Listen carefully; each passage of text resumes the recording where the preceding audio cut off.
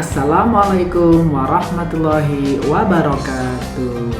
Anak-anak, berjumpa lagi bersama saya Muslim Anwari dalam pembelajaran IPA tema 3. Hari ini kita akan membahas tentang sistem pencernaan pada hewan ruminansia. Kita simak bareng-bareng, tapi sebelumnya kita berdoa terlebih dahulu agar pembelajaran hari ini bisa berjalan dengan lancar. Kita baca basmalah terlebih dahulu. Bismillahirrahmanirrahim. Nah, kita langsung memasuki materi ya. Kalian tahu apakah hewan ruminansia itu?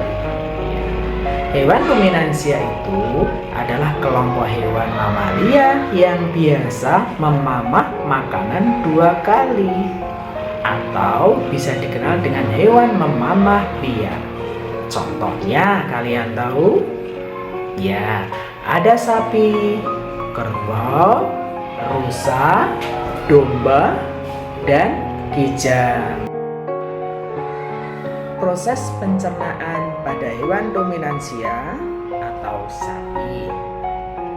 Perjalanan makanan pada pencernaan hewan ruminansia dimulai dari rongga mulut, masuk ke kerongkongan atau esofagus, masuk ke rumen sebagai perut besar, retikulum sebagai perut jala, omasum sebagai perut kitab, dan abomasum perut masam, lalu ke usus, dan terakhir adalah anus.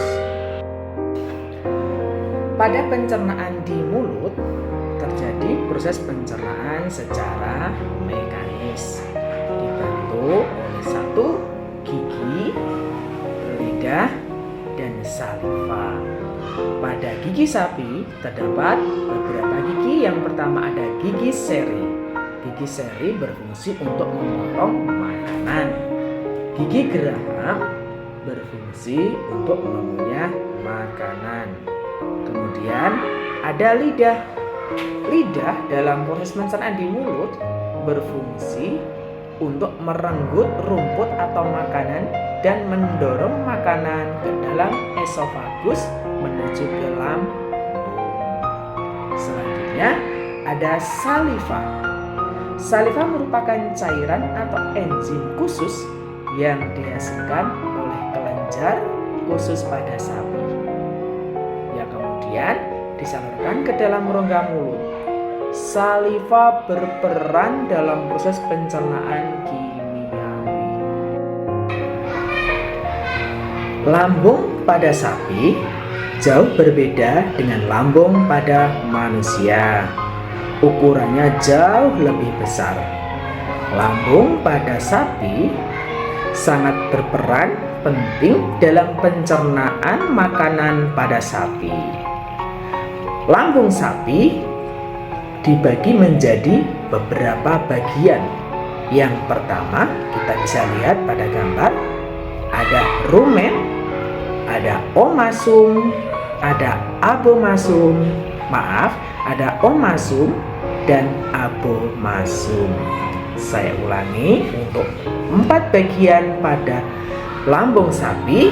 Yang pertama adalah rumen, kedua retikulum, ketiga omasum, dan yang keempat adalah abomasum. Kalian bisa dilihat pada gambar di mana letak ke bagian-bagian pada lambung itu, karena pada lambung sapi sangat besar sekali.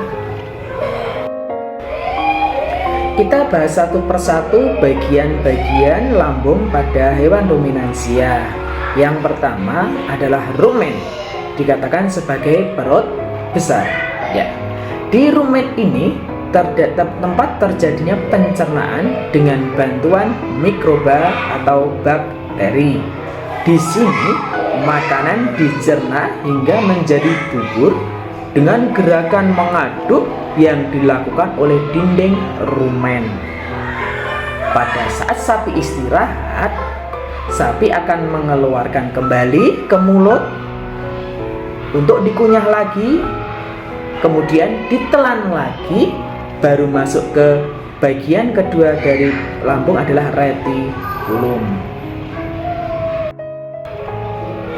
Fungsi yang kedua dari bagian lambung pada sapi yaitu adalah retikulum atau bisa dikatakan dengan perut jala.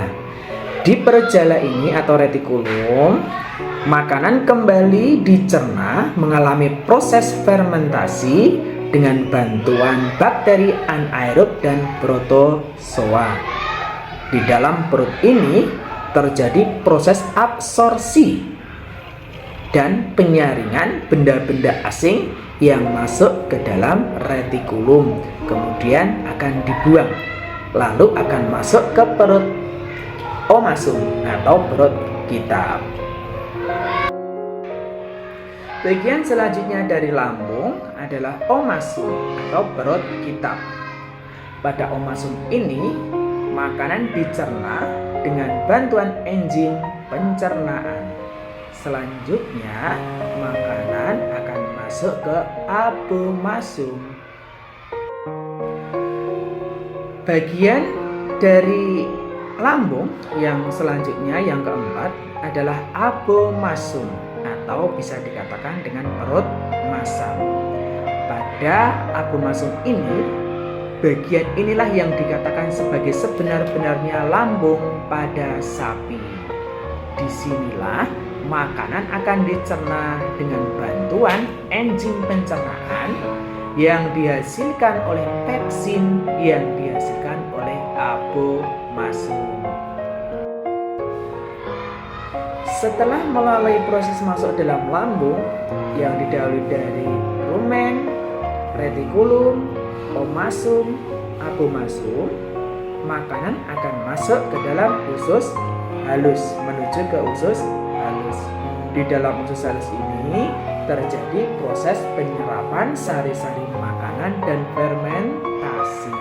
Fermentasi bisa dikatakan sebagai pengawetan secara alami.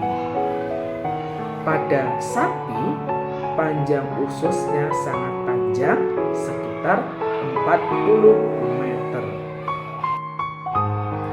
Bagian terakhir dari pencernaan sapi, makanan pada sapi adalah anus. Anus ini adalah saluran pembuangan dari sisa-sisa makanan yang telah diserap di usus halus yang kemudian dibuang melalui anus.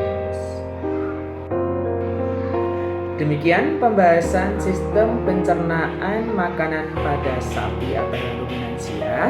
Saya ulangi lagi, urutan sistem pencernaan pada hewan ruminansia diawali dari mulut, masuk ke kerongkongan atau esofagus, kemudian masuk ke lambung.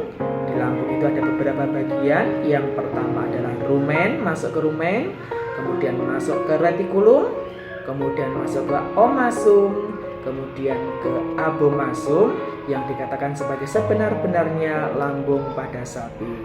Setelah di abomasum, kemudian masuk ke dalam usus halus, lalu setelah diserap akan dibuang melalui anus. Demikian pembahasan kali ini, banyak salahnya mohon maaf. Kita akhiri.